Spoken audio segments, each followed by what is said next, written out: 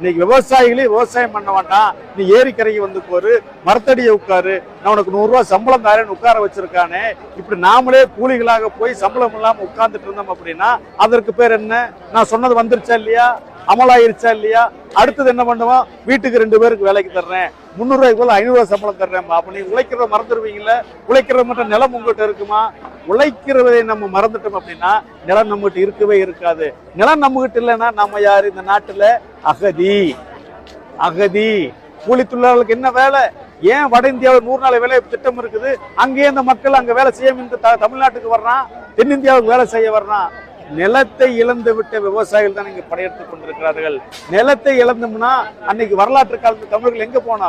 இலங்கைக்கு போனோம், பிஜி தீவுக்கு போனா, மலேசியாவுக்கு போனா, இந்தோனேசியாவுக்கு போனா, ஆப்பிரிக்க நாடுகளுக்கு கொத்தடிமைகளாக கொண்டு செல்லப்பட்டோம். இனி கம்பெனிகள் நம்மளை அதே போன்று கொத்தடிமைகளாக கொண்டு செல்லக்கூடிய சூழலை உருவாக்கி கொண்டிருக்கிறார்கள்.